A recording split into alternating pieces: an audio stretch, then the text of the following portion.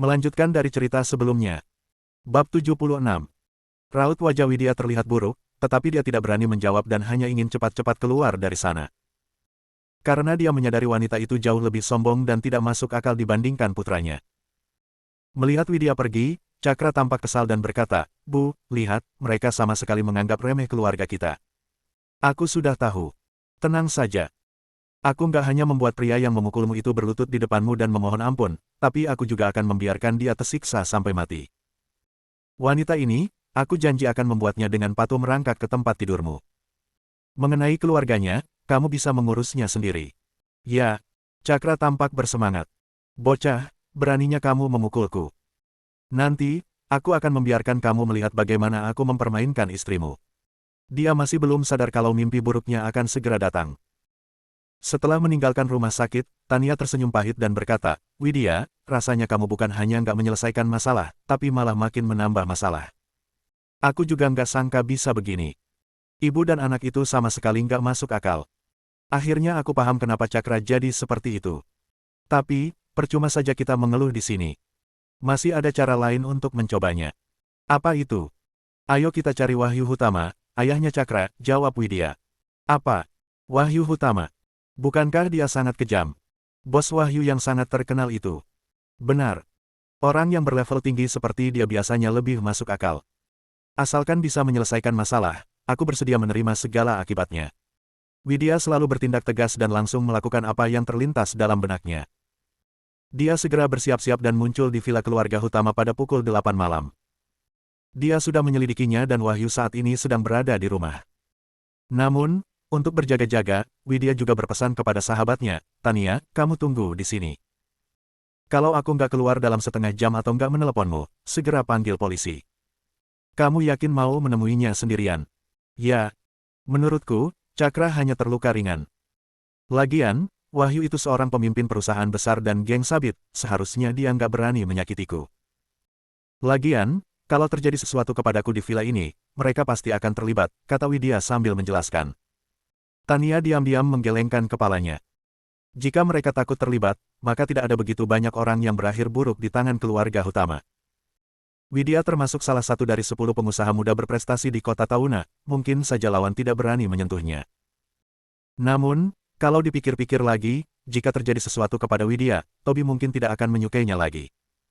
Saat itu, kesempatannya akan datang. Setelah menunggu bertahun-tahun, akhirnya dia bertemu dengan pria yang tiada taranya. Apapun yang terjadi, dia harus berjuang keras mendapatkannya. Begitu berhasil, dia akan menjadi wanita hebat, bahkan lebih unggul dibandingkan Widya.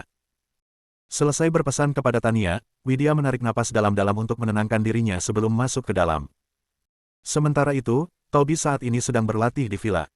Tiba-tiba ponselnya berdering. Damar meneleponnya. "Tuan Tobi, Nona Widya sepertinya dalam bahaya. Apa kamu mau ke sana?" Meskipun Damar bisa menyelesaikannya, Tobi telah berpesan kepadanya agar memberitahunya terlebih dahulu. Walaupun Tobi masih marah karena Widya tidak mempercayainya, tapi teringat dengan kejadian masa kecil, hatinya tiba-tiba merasakan sesuatu yang aneh. Mau tak mau, dia masih sangat peduli pada Widya. Dia takut keluarga Hutama mempersulit Widya, jadi dia minta Damar untuk membantunya mengawasinya. Bab 77. "Apa yang terjadi?" tanya Tobi. "Bos Wahyu dari grup Hutama sudah menyebarkan berita ingin mengeksekusimu. Untuk menyelamatkanmu, Nona Widya pun pergi mencari Bos Wahyu sendirian." "Apa? Apa dia bodoh?" Setelah Tobi mendengar ini, ekspresinya tiba-tiba menjadi gelap. Apa Widya tak tahu Bos Wahyu itu orang seperti apa? Apa yang akan terjadi jika dia datang sendirian ke rumahnya? Dia tidak menyangka Widya akan mengambil risiko sebesar itu untuknya. "Begitulah kejadiannya, tapi jangan khawatir, orang-orangku di sana akan mengawasinya lebih dekat." Selain itu, dia juga pergi ke rumah sakit dan berakhir ditampar, ujar Damar sambil tersenyum pahit. "Apa?" Tobi tiba-tiba marah dan berteriak, "Kirimkan alamatnya ke sini."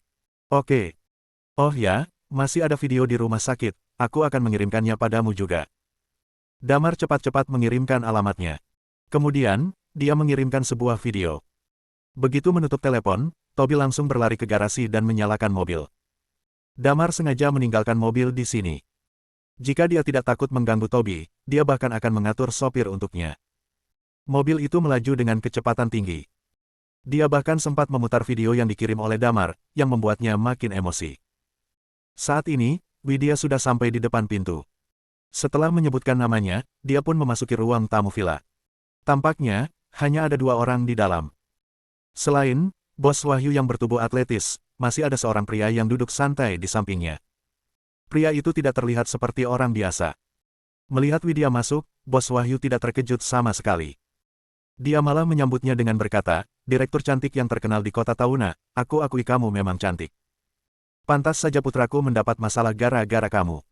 Mana pria yang memukul putraku itu? Dia nggak berani datang."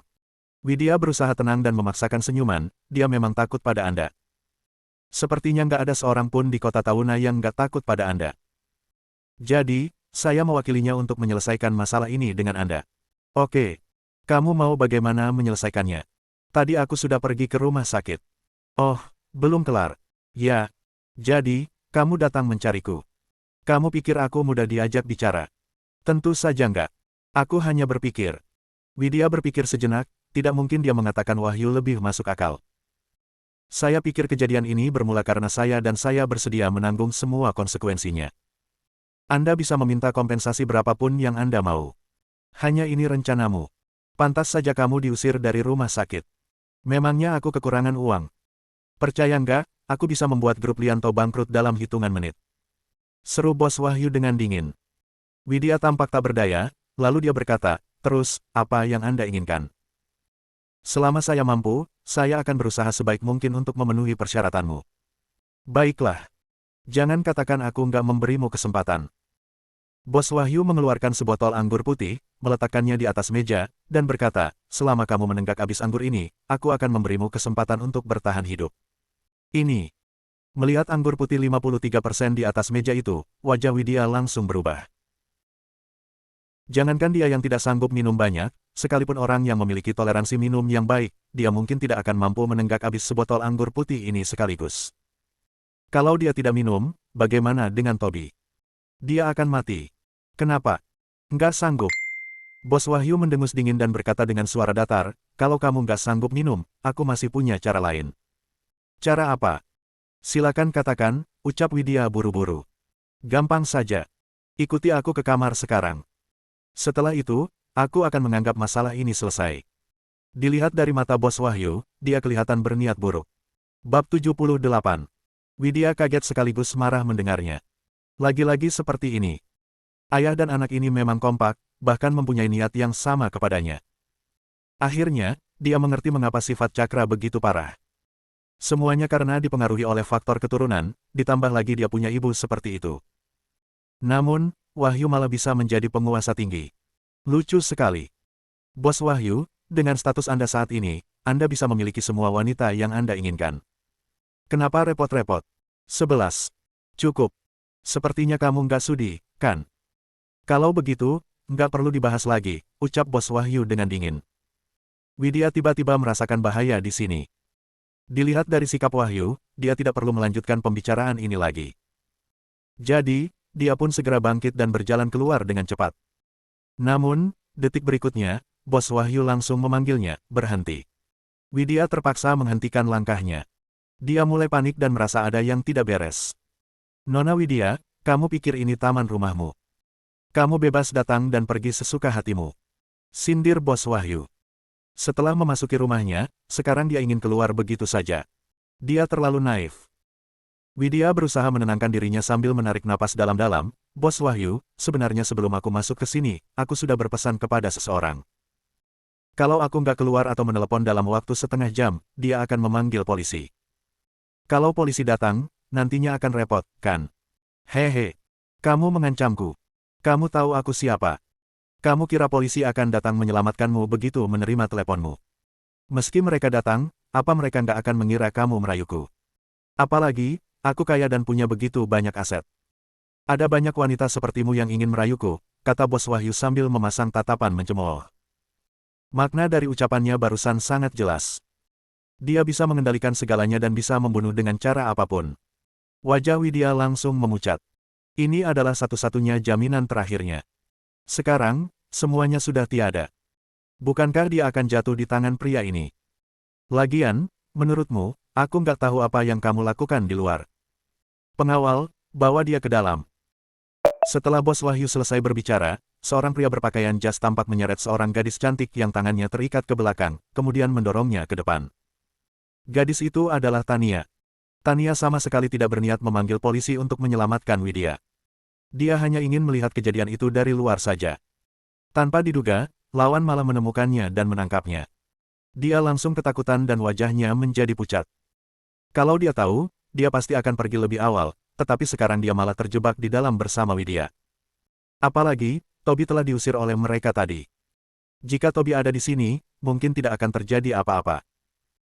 Pada saat ini, dia sangat menyesali tindakannya dulu dan berharap Toby akan muncul tepat waktu, meski hanya untuk menyelamatkan Widya. Kenapa bisa jadi seperti ini 11? Tania, maaf. Ini semua gara-gara aku. Wajah Widya makin pucat dan terlihat putus asa. Dia tidak menyangka Tania akan ketahuan dan tertangkap. Kini, satu-satunya harapan sudah pupus. Apa yang harus dia lakukan? Sekarang apa yang harus dia lakukan? Dia sangat menyesal sekarang. Bukan hanya hidupnya hancur, tetapi dia juga melibatkan Tania. Di saat ini, lagi-lagi dia teringat dengan Toby. Setelah membuat masalah sebesar ini, dia malah tidak tahu pecundang itu bersembunyi di mana sekarang. Kali ini, sepertinya Toby tidak akan muncul lagi. Bab 79. Melihat tubuh seksi Tania, wajah Bos Wahyu tampak penuh nafsu dan berkata, "Bagus, ada wanita cantik lagi.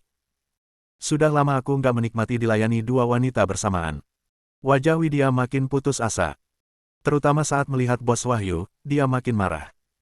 Dia benar-benar tidak menyangka Bos Wahyu yang memiliki status tinggi itu adalah orang yang tak tahu batas diri. Biasanya, mereka yang bisa mencapai posisi setinggi itu adalah orang-orang yang luar biasa. Siapa sangka, kelakuan Bos Wahyu ini sama seperti preman kecil. "Kamu mau mulai sendiri atau mau aku yang ke sana?" tanya Bos Wahyu sambil berjalan mendekati Widya. "Jangan harap." Widya refleks mundur beberapa langkah karena takut. "Meski harus mati, aku nggak akan membiarkanmu mendapatkan apa yang kamu inginkan," seru Widya dengan putus asa. "Mati?" Bos Wahyu tampak menyeringai, "Percaya nggak? Meski kamu mati, aku juga nggak akan melepaskan tubuhmu. Kamu bukan manusia." "Kamu benar, aku memang bukan manusia. Bukan hanya nggak akan melepaskan tubuhmu, aku akan menyuruh temanmu melayani 100 pria. Saat itu, kondisinya akan lebih buruk daripada mati." Widya benar-benar ketakutan. Dia tidak pernah berpikir ada manusia sejahat itu. Melihat ada kesempatan, Bos Wahyu langsung maju dan meraih tangan Widya, lalu mendorongnya ke sofa di sebelahnya dan mencoba untuk merobek pakaiannya. "Jangan. Widya sudah hampir gila. Jangan. Haha. Sebentar lagi, kamu akan minta lebih," kata Bos Wahyu dengan bersemangat. Brak. Tiba-tiba terdengar benturan keras yang disertai jeritan yang melengking. Dari luar pintu, terlihat dua bayangan terbang masuk ke ruang tamu. Ternyata, penjaga yang menjaga pintu di luar telah dipukul dan terpental masuk ke dalam. Bos Wahyu terlihat marah. Dia berdiri dan melihat ke arah pintu. Dia ingin melihat siapa yang berani masuk ke vilanya. Berani mengganggunya, sekalipun Raja Surgawi, dia juga harus mati. Mendengar suara itu, Tania langsung menatap ke arah pintu. Siapa itu? Mungkinkah Toby? Di saat ini juga, sosok tinggi dan tampan itu muncul di depan pintu. Dengan ekspresi acuh tak acuh, dia langsung melangkah masuk. Toby benar-benar datang. Apalagi, dia tampak begitu mendominasi dan terlihat keren sekali. Tiba-tiba hati Tania berdebar kencang dan seketika ingin terbuai dalam pelukannya. "Nak, aku nggak peduli siapa kamu, tapi beraninya kamu mengganggu rencanaku. Kamu pasti akan kuhabisi." Begitu Bos Wahyu melihatnya, ekspresinya menjadi gelap dan matanya penuh dengan niat membunuh. Namun, Toby tidak membalas ucapannya dan bahkan berjalan melewatinya begitu saja. Begitu dia tiba di hadapan Widya, dia melihat wajah wanita itu terlihat pucat, lalu dia pun bertanya dengan lembut, "Kamu baik-baik saja?" Widya tampak kebingungan. Detik sebelumnya, dia masih sangat putus asa sampai berniat mengakhiri hidupnya, tetapi dia tidak menemukan cara. Di saat itulah, terdengar suara keras dari luar pintu. Entah kenapa, dia merasa itu Toby. Begitu dia berbalik, dia mendapati pria itu muncul di hadapannya. Pecundang itu benar-benar datang. Mendengar nada Toby yang lembut itu, Widya tak kuasa merasakan sebuah perasaan aneh mengalir di hatinya, lalu dia berbisik pelan, "Aku baik-baik saja, tapi..." "Jangan tapi-tapian lagi. Asalkan kamu baik-baik saja, yang lainnya serahkan padaku," kata Toby sambil tersenyum. Widya terpaku, tapi entah kenapa setidaknya saat ini dia merasa bisa mengandalkan Toby. Tania termenung melihat pemandangan itu, terutama saat Tobi yang bahkan tidak melihatnya sedikitpun. Mata pria itu hanya ada Widya, wanita yang terus-menerus mengusirnya itu. Bab 80. Padahal Widya tidak pernah memperlakukan Tobi dengan baik. Dia malah sering salah paham dan menegurnya, tapi entah kenapa, Tobi tidak pernah menyalahkannya. Sebagai seorang istri, dia melakukan hal seperti itu, bukankah seharusnya dia disalahkan? Tobi menoleh untuk melihat Bos Wahyu. Ekspresi lembut di wajahnya itu menghilang seketika dan digantikan oleh tatapan dingin. Melihat kondisi Widya, jika dia tidak datang tepat waktu, kemungkinan dia akan ternodai. Bos Wahyu juga terlihat marah besar. Selama bertahun-tahun ini, tidak ada seorang pun yang berani mengabaikannya. Bos Wahyu, kan? Kenalkan, namaku Tobi Yudhistira. Nada suara Tobi tampak datar, tetapi niat membunuh dalam matanya itu tidak bisa disembunyikan sama sekali. Kamu Tobi. Pria yang telah membuat putraku terluka parah. Baik, padahal aku masih belum mencarimu, tapi kamu sudah datang sendiri ke sini. Hari ini, jangan harap kamu bisa keluar dari sini hidup-hidup. 11. Bos Wahyu tidak takut padanya dan tatapan matanya begitu tajam, penuh niat membunuh. Haha. Sebaiknya pikirkan cara untuk menyelamatkan nyawamu dulu. Sembari berbicara, tubuh Tobi melesat secepat kilat dan dalam sekejap tiba di depan Bos Wahyu, lalu menamparnya dengan keras. Rasakan. Bos Wahyu langsung marah. Dia bisa mengambil alih jabatan ayahnya dan mengamankan posisinya, semuanya itu tak lepas dari kemampuannya yang dimilikinya, tetapi bocah ini berani menyerangnya. Namun, detik berikutnya dia tampak kebingungan.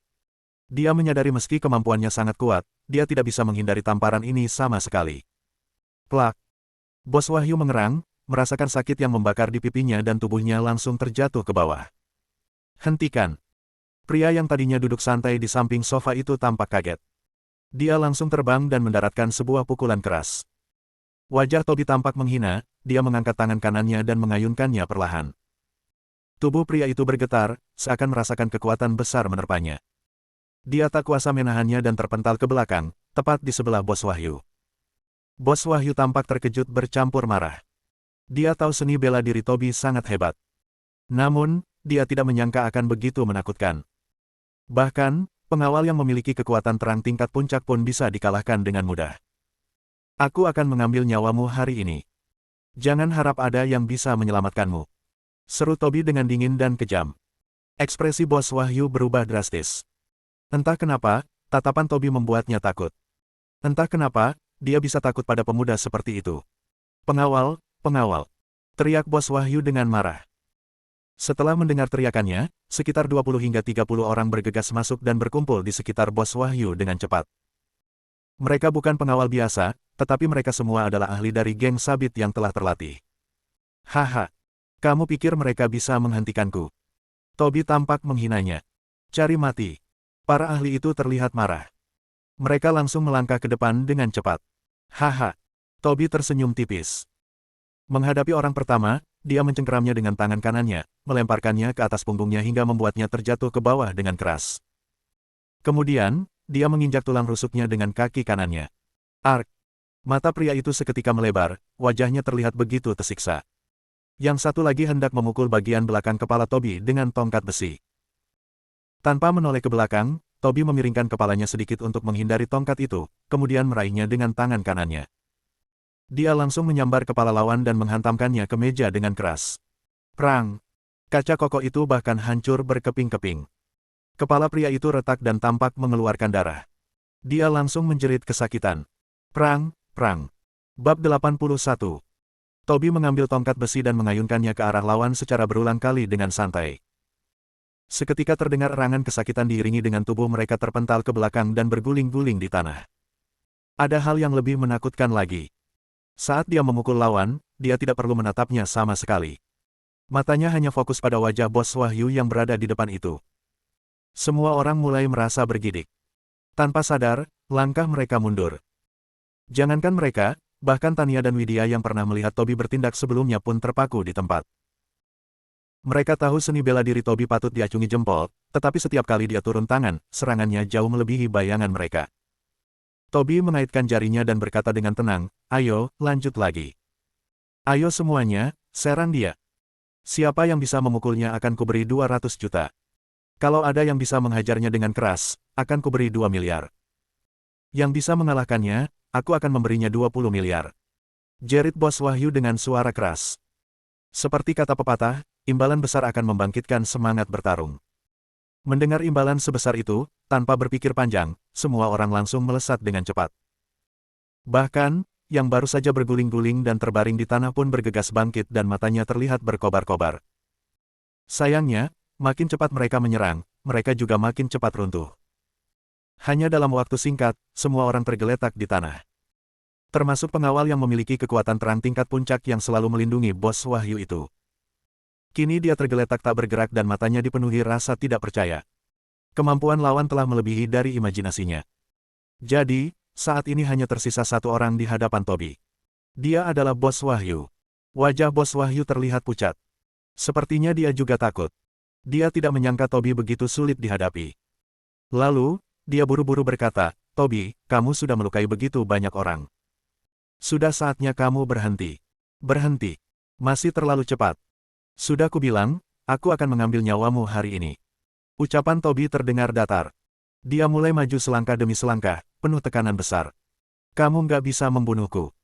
Kamu nggak akan bisa menanggung akibat dari membunuhku," kata Bos Wahyu dengan panik. "Benarkah? Kalau begitu, aku coba dulu." "Jangan. Begini saja. Aku nggak akan minta pertanggungjawabanmu karena sudah menyakiti putraku dan aku juga akan memberimu kompensasi atas kejadian hari ini," kata Bos Wahyu mencoba untuk bernegosiasi. Dia bukannya penakut, tapi aura membunuh yang terpancar dari tubuh bocah ini sangatlah kuat. Seakan-akan bisa membunuhnya kapan saja, jadi nyalinya seketika menciut. "Terlambat sudah. Sejak kamu berani menyentuh istriku, kompensasi apapun itu sudah nggak berguna lagi." Tobi masih terus melangkah maju dengan ekspresi acuh tak acuh. Sebenarnya, selain marah atas kelakuan lawan, dia juga sedang menyalahkan dirinya sendiri. Dia agak menyesal karena salah paham kepada Widya. Sebelum dia mengetahui situasi sebenarnya, dia malah tidak berada di sisinya hingga membuatnya telah menderita. Terutama, saat dia memikirkan Widya telah mengambil risiko sebesar itu demi dirinya. Semua ini seharusnya tidak terjadi. Kelakuannya saat ini membuatnya tidak tahu harus bagaimana menghadapi Widya, gadis kecil yang telah membantunya saat kecil itu. "Tunggu, jangan gegabah. Aku bisa memberi berapapun yang kamu mau. Bagaimana kalau 200 miliar? Terlalu sedikit. Kalau begitu, 2 triliun. Saking paniknya, Bos Wahyu langsung menatap Widya di sebelahnya dan buru-buru berkata, "Bu Widya, tolong bantu saya membujuknya. Tenang saja, selama Anda melepaskan saya, semuanya bisa dibicarakan." Dari tadi Widya telah berniat untuk menghentikan Tobi.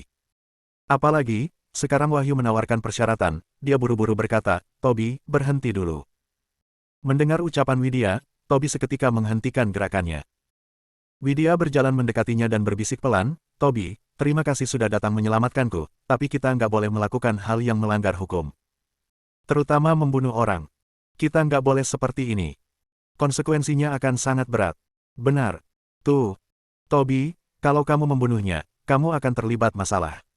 Demi dirimu sendiri, lupakan saja. Lagian, Widya dan aku baik-baik saja." Bab 82. Tania juga ikut membujuknya. Dia takut sesuatu terjadi kepada Tobi lagi. Nada suara Tania saat ini terdengar lembut sekali. Widya pun merasa aneh. Sejak kapan Tania begitu lembut kepada Tobi, tapi dia berpikir mungkin karena Tobi menyelamatkan mereka hari ini. Lagi pula, kalau bukan berkat pertolongan Tobi, hidup mereka akan hancur. Bos Wahyu memandang Tobi dengan tatapan memelas, tetapi dalam lubuk hatinya, dia masih dipenuhi amarah. Benar, pasukannya tidak bisa mengalahkan Tobi. Namun, asalkan dia bisa melewati hari ini, dia pasti akan menyergapnya dengan sekelompok pasukan bersenjata. Tidak peduli seberapa bagus ilmu bela dirimu, bisakah kamu lebih cepat dari peluru? Yang lain mungkin tidak menyadarinya, tetapi Tobi terus memperhatikan niat jahat yang melintas di mata Bos Wahyu. Jika dia melepaskannya hari ini, dia mungkin akan berbalik menyerangnya. Dia tidak masalah jika Wahyu mencarinya, tetapi dia khawatir dia pergi mencari Widya. Nggak bisa. Dia harus mati hari ini. Tatapan Tobi berubah dingin dan bersiap meluncurkan serangannya. Namun, terdengar bel pintu berbunyi dari luar pintu. Tak berselang lama, tampak sekumpulan orang menerobos masuk, bahkan ada anggota pasukan khusus di dalamnya. Jumlah mereka sekitar 50 atau 60 orang, semuanya bersenjatakan peluru tajam. Pemimpinnya adalah Pak Zainal, seorang perwira tinggi di kantor polisi. Semua orang terheran-heran. Mengapa tiba-tiba muncul begitu banyak polisi? Widya juga kaget, lalu dia menatap Tania. Mungkinkah Tania memanggil polisi?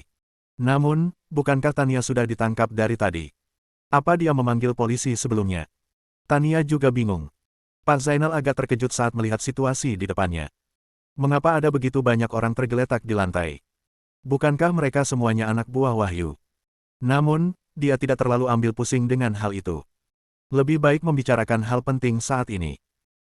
Pak Zainal berjalan mendekati bos Wahyu dan berkata dengan nada tegas, "Wahyu, kamu dicurigai melakukan banyak kasus pembunuhan, penyuapan komersial dan banyak aktivitas ilegal lainnya.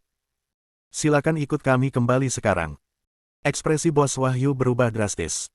Dia sudah lama tahu ada orang yang ingin memeriksanya. Namun, tidak berhasil karena tidak menemukan bukti kuat, ditambah dengan posisi ayahnya, lalu kenapa dia tiba-tiba bisa ditangkap hari ini? Namun, setelah dipikir-pikir ada bagusnya juga. Dengan begitu, polisi akan melindunginya, jadi dia buru-buru menjawab, "Baik, aku akan ikut bersama kalian." Pak Zainal agak terkejut. Menurut pemahaman mereka, ada banyak ahli bela diri dan juga senjata di Villa Wahyu, jadi kemungkinan besar dia akan melawan. Itu sebabnya, selain polisi, mereka juga mengerahkan tim pasukan khusus. Tak disangka, proses ini malah berjalan begitu lancar. Widya terpaku menyaksikan semua ini. Matanya terbuka lebar. Dia tidak menyangka akan menghadapi kejadian sebesar itu. Untunglah, polisi datang untuk menangkap Wahyu. Dia sangat bersyukur. Jika tidak, meski mereka bisa keluar dengan selamat, Tobi juga telah membunuh orang, konsekuensinya akan sangat berat. Pak Zainal mengalihkan pandangannya ke arah Tobi dan yang lainnya sambil berjalan mendekati mereka. Widya buru-buru menjelaskan, "Namaku Widya. Bos Wahyu mengurungku di sini dan melecehkanku. Jadi suamiku datang menyelamatkan kami." Pak Zainal mengangguk dan berkata, "Baik, kalau begitu, kalian boleh pergi. Bawa yang lainnya pergi." Begitu selesai memerintah, Pak Zainal membalikkan badannya dan pergi dari sana. Widya agak terkejut. Tak disangka, Pak Zainal melepaskan mereka begitu saja. Biasanya, kasus yang mengakibatkan banyak orang yang terluka seperti ini, setidaknya mereka harus dibawa ke kantor polisi untuk melengkapi laporan kasus. Ekspresi bos Wahyu berubah gelap. Dia mulai merasakan ada sesuatu yang tidak beres. Wahyu heran melihat Widya dan lainnya berjalan keluar bersamaan. Awalnya, dia mengira polisi hanya kebetulan datang untuk menangkapnya, tetapi setelah menilai sikap Pak Zainal kepada mereka, sepertinya masalah tidak sesederhana itu. Mungkinkah Tobi? Bab 83. Tobi, kamu yang memanggil polisi? Tanya Widya dengan penasaran. Tobi menggelengkan kepalanya sambil menjawab, "Bukan." Kok bisa? Dilihat dari sikap Pak Zainal, sepertinya dia tahu kita ada di sini, kata Widya dengan bingung. Tania juga kebingungan. Bukan Tobi yang memanggilnya. Meski bukan, seharusnya juga ada hubungannya dengan Tobi juga. Hal ini tidak boleh diketahui oleh Widya. Selain itu, dia ingin Widya merasa ini semua perbuatan Tuan Johnny dan tersentuh kepadanya. Tiba-tiba dia mendapat sebuah ide dan buru-buru berkata, "Aku tahu. Pasti Tuan Johnny." Tuan Johnny. Widya bingung. Dilihat dari sikap Johnny menghadapi Cakra, seharusnya pria itu tidak berani macam-macam kepada keluarga utama. Bukankah Johnny sudah ketakutan dibuat Cakra sebelumnya? Meski kamu merasa Tuan Johnny nggak bisa, aku tetap meneleponnya. Dia menyuruhku tetap tenang dan mengatakan kalau pamannya sedang menyelidiki Wahyu. Kalau tebakanku benar, mungkin karena Tuan Johnny terus mendesak para petinggi untuk segera menangkap Wahyu, itu sebabnya mereka bisa muncul di sini tadi. Itu juga alasan Pak Zainal nggak mempersulit kita. Tania mulai mengarang yang tidak-tidak. Kalau ingatan Widya tidak salah, sepertinya Paman Johnny, Yanto Luhardi bekerja di kantor polisi dan menjabat sebagai wakil jenderal polisi. Jadi, hal ini mungkin saja terjadi. Mungkinkah dia? Tunggu aku sebentar. Aku mau ke kamar mandi dulu. Setelah menyelesaikan omong kosongnya, Tania segera mencari alasan untuk menelepon Johnny dan memberitahukan situasi di sini kepadanya, seakan-akan Johnny yang telah membantu mereka. Johnny sangat senang saat mendengar penjelasan Tania. Dia memuji ide wanita itu dan bahkan berjanji akan memberinya imbalan besar yang akan membuatnya kaya raya. Kebetulan sekali saat ini, Johnny berada di rumah temannya yang letaknya tak jauh dari sana. Dia pun segera keluar dan berkendara ke sana secepat mungkin. Tania sengaja mengulur waktu agar Johnny sempat datang ke sini. Sesampainya di sana, Johnny buru-buru keluar dari mobil dan bertanya dengan ekspresi gugup dan khawatir, "Widya, kamu baik-baik saja?" Widya agak kaget melihatnya dan bertanya balik, "Tuan Johnny, kenapa kamu ada di sini?" "Aku dengar dari Tania, katanya kamu dalam bahaya. Begitu aku tahu kamu masuk ke villa keluarga utama sendirian, aku sangat cemas dan segera mencari pamanku. Aku hampir berlutut untuk memohon padanya. Akhirnya, dia setuju untuk memajukan aksi menangkap Wahyu. Johnny masih terus menambahkan, Widya, kamu mungkin masih belum tahu kalau para petinggi tengah menyelidiki Wahyu. Saat bukti telah terkumpul, mereka akan langsung menangkapnya. Kali ini, mereka terpaksa memajukan tindakan penangkapan ini dan mungkin akan berdampak. Tapi nggak apa-apa. Dengan status dan kemampuan pamanku, itu bukan masalah besar. Widya tampak percaya dengan ucapan Johnny, ditambah dengan penjelasan Tania tadi. Apalagi, Johnny muncul begitu cepat di sini, jadi tidak mungkin ini semua dipersiapkan sebelumnya. Dia pun buru-buru berkata, Tuan Johnny, terima kasih. Kami benar-benar sudah berutang banyak kepadamu. Apa kita berdua masih perlu segan seperti itu? Asalkan nggak ada yang terluka saja. Johnny tersenyum dan berkata, ini sudah larut. Aku akan mengantar kalian pulang. Widya buru-buru menolaknya, nggak usah, kami bawa mobil ke sini, kok. Oh, baik. Pulang dan istirahatlah. Masalah kali ini tiba-tiba terjadi begitu saja, jadi aku masih punya urusan yang harus aku selesaikan di sini, kata Johnny. Baiklah. Karena Toby juga bawa mobil, Widya pun berkata, Tania, aku ikut mobil Toby saja. Kamu bisa pakai mobilku pulang. Widya, aku agak takut. Bolehkah aku menginap di tempatmu malam ini? Tanya Tania. Boleh. Ayo sama-sama. Tania pernah tinggal di kediaman keluarga Lianto sebelumnya, jadi dia merasa hal ini wajar-wajar saja.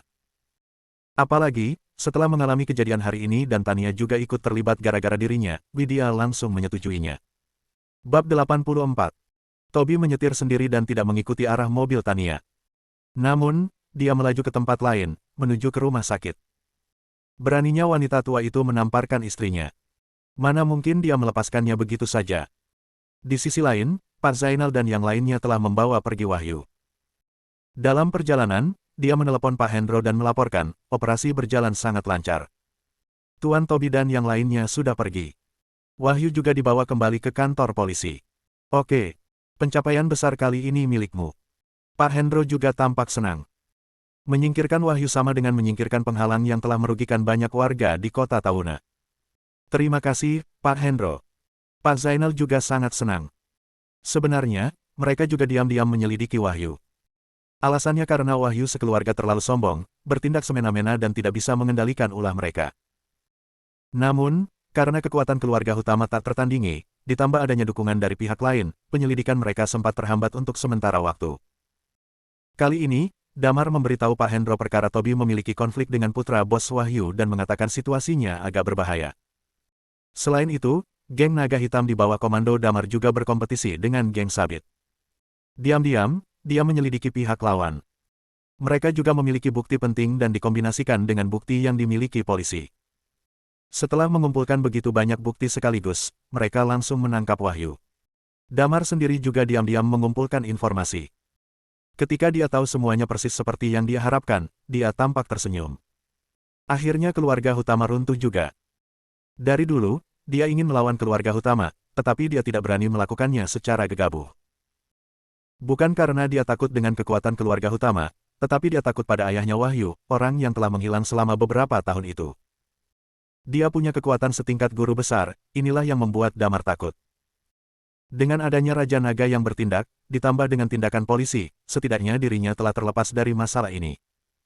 Meski ayahnya Wahyu kembali, targetnya hanyalah Raja Naga. Namun, Raja Naga tidak boleh mengetahui masalah ini. Di sisi lain, Tania pun ikut Widya pulang. Dalam perjalanan, dia sengaja berkata, Widya, Tuan Johnny sudah sering membantu kita berkali-kali. Kalau bukan karena dia, kali ini situasinya sangat berbahaya. Widya mengangguk dan berkata, memang. Kalau bukan karena Tuan Johnny, kurasa Toby akan membunuh Wahyu. Saat itu, hidupnya akan hancur. Benar. Tuan Johnny nggak hanya menyelamatkan nyawamu berkali-kali, tapi dia juga menyelamatkan nyawa Toby. Hanya saja, Toby nggak mengakui bantuan Tuan Johnny dan malah memusuhinya. Tapi dia nggak jahat, kok. Dia hanya mau nggak ingin kehilangan harga diri saja. Widya merasa Toby suka membual juga karena ingin menjaga harga dirinya. Bukan hanya perkara harga diri, kadang-kadang karakternya juga. Widya agak kesal dan langsung menyelanya, sudahlah, jangan bahas lagi. Tania mengerti dan lekas-lekas tutup mulut. Setibanya di sana, ayah dan ibunya Widya kebetulan ada di rumah, jadi mereka pun kembali membicarakan kejadian yang menimpa mereka malam ini. Saat mendengar itu, mereka langsung memuji-muji Johnny dan menghujat Toby dengan berbagai cemoohan. Mereka merasa tindakan Toby sangatlah sembrono. Meskipun demi putrinya, pria ceroboh itu tidak seharusnya membunuh orang. Menurut mereka, dia bukan menyelamatkan Widya, melainkan menyeretnya ke jurang. Cepat atau lambat, pria seperti itu akan menjadi penjahat. Jadi, mereka harus segera mengusirnya. Widya mengerutkan kening. Dia tidak sepenuhnya setuju dengan ucapan itu. Tanpa Toby, dia pasti sudah hancur dan tidak perlu menunggu sampai Wahyu ditangkap. Namun, begitu dia membuka mulut, ibunya langsung mengomelinya habis-habisan. Jadi, dia pun tidak berkomentar lagi. Perasaannya tidak begitu enak. Sudah begitu lama, kenapa Toby masih belum sampai juga? Bab 85. Tania juga penasaran Toby pergi kemana, lalu dia diam-diam meneleponnya. Toby, Widya suruh aku meneleponmu, kamu di mana? Kenapa masih belum pulang? Aku lagi di rumah sakit. Selesai dari sini, aku langsung pulang. Toby pun langsung menutup teleponnya dan berjalan masuk. Butuh waktu lama agar dia bisa sampai ke rumah sakit terkenal di kota Tauna ini, karena berjarak cukup jauh dari villa. Tania tertegun sejenak, kemudian segera menangkap kalau Toby pasti pergi balas dendam untuk Widya. Padahal Widya tidak memperlakukannya dengan baik, tetapi pria itu masih begitu baik kepadanya. Saat itu, ponsel Widya berdering. Dia mengira itu dari Toby dan segera menjawab panggilan itu. Widya, aku akan memberimu kesempatan terakhir. Sebaiknya kamu patuh dan ikuti perintah putraku sekarang juga. Kalau enggak, aku jamin kamu akan sengsara dan grup Lianto juga akan hancur total. Selesai mengancam, Nyonya Saskia langsung menutup telepon. Menurutnya, kata-kata itu sudah cukup untuk menakuti Widya. Widya tampak terpaku. Mendengar orang di seberang sana telah menutup telepon, dirinya tampak terkejut bercampur marah. Tania bertanya, siapa yang menelepon? Nyonya Saskia. Widya langsung menceritakan situasinya. Tania langsung menanggapinya, wanita sialan itu masih berani sombong padahal suaminya sudah ditangkap. Bagaimanapun juga, kita nggak boleh mengabaikannya begitu saja. Meski bos Wahyu ditangkap, kekuatannya masih tetap menakutkan. Ya, kita harus memikirkan cara, kata Widya. Cakra menatap ibunya menutup telepon. Dia merasa Widya berbeda dari wanita lainnya. Wanita itu pasti tidak akan tunduk begitu saja. Namun, begitu teringat dengan kecantikannya yang bagaikan bidadari itu, hatiku menggebu-gebu. Dia bertanya dengan penasaran, Bu, apa dia benar-benar akan datang? Tentu saja. Aku sudah sering bertemu dengan wanita seperti ini. Mereka hanya berlagak saja. Dia beruntung putraku bisa menyukainya. Bukankah dia seharusnya bersyukur? Kenapa masih berlagak di sana? Setelah dia menjadi milikmu, bikin dia malu dan ancam dia. Dengan begitu, kelak dia akan melayanimu dengan patuh, kata Nyonya Saskia dengan bangga. Ya, hanya dengan memikirkan adegan itu saja, mata Cakra tampak berbinar-binar. Namun, seketika ekspresinya berubah. Karena dia melihat seseorang. Orang yang membuatnya merasa ketakutan. Cakra, ada apa? Nyonya Saskia tampak heran melihat perubahan wajah putranya, lalu berbalik dan mengikuti pandangan putranya. Dia mendapati Toby sedang berada di depan pintu. Dia yang memukulku. Terbersit ketakutan di mata Cakra, sepertinya pria itu trauma dengan kejadian yang menimpanya. Mendengar itu, Nyonya Saskia langsung emosi dan membentaknya, ternyata kamu. Beraninya kamu menyakiti putraku. Aku akan membuat hidupmu menderita. Toby tidak bisa menahan senyumnya. Sepertinya wanita ini belum mendapat kabar. Suaminya sudah tamat dan keluarga utama juga akan berakhir sebentar lagi. Jika tebakannya benar, Damar pasti dalang di balik semua ini. Jika tidak, mustahil bagi polisi untuk muncul tepat waktu dan membiarkannya pergi tanpa menanyainya. Namun, dia bingung mengapa Damar tidak mencegah Nyonya Saskia menamparkan Widya. Apalagi, istrinya ditampar sampai 2 kali. Apa Damar ingin membuat Toby marah besar pada keluarga utama dan meminjam tangannya untuk menyingkirkan keluarga utama? Namun, tanpa campur tangan Toby pun, keluarga utama pasti akan berakhir. Melihat Toby tersenyum, Nyonya Saskia merasa terhina dan marah besar. Kamu masih tersenyum. Sepertinya dia masih nggak sadar dirinya sudah berada di ambang kematian. Kubunuh kamu. Nyonya Saskia bergerak mendekatinya, lalu mengangkat telapak tangannya dan hendak menamparnya dengan keras. Plak. Suara tamparan itu terdengar keras sekali, menunjukkan betapa kuatnya pukulan itu. Bersambung.